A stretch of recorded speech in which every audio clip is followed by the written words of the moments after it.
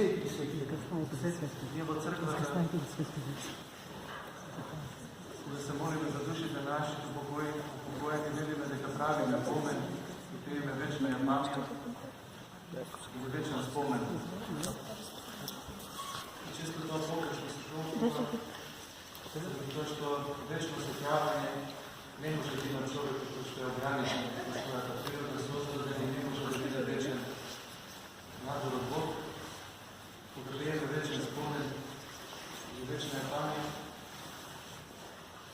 потикнат од љубовта на нашите ближни, да молиме Бог да се спомне за нив, заради тоа што единствено во Божјото сеќавање ние постоиме. Ја надминуваме смртта и можеме да живееме вечно. А рековме дека на тоа не потикнува љубовта и спомнувањето во црквата, спомнувањето на имење е особено важно и е показател и знак на љубовната заедница, на ништо друго. Да се спомне Бог за некого, значи да му даде постоење и да му даде живот. Исто така, и кога Бог не ги прости гревовите, вели Бог не се сеќава на нив, значи дека тие не постојат.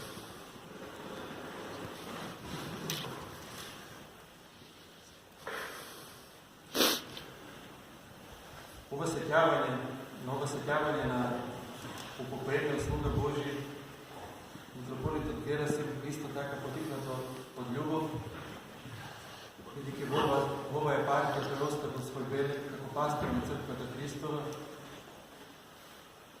еден од најзаслужните луѓе за изградбата на овој храм, во кој што го собирал народот Божи на светата литургија околу Будинот Христов.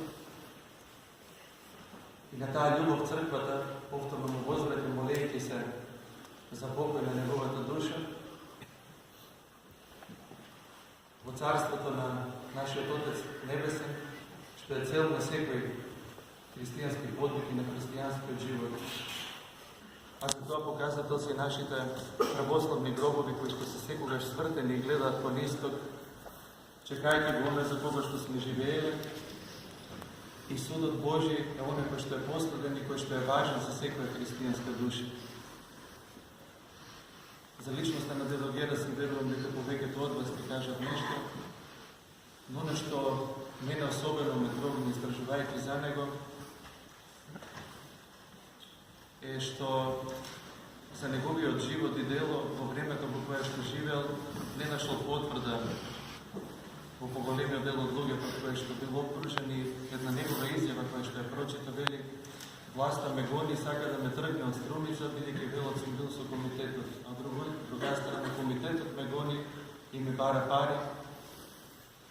И таков е пастирот Христов во црквата, не знае кого да погоди, не се грижи да угоди некому освен на Христа. Вече нека биде неговиот спомен во преградките на оно за кого што живел и кого што му служил, а нашите мали несигурни чекори Бог да ги утврди на тесниот пат кон царството на Негово. Амин.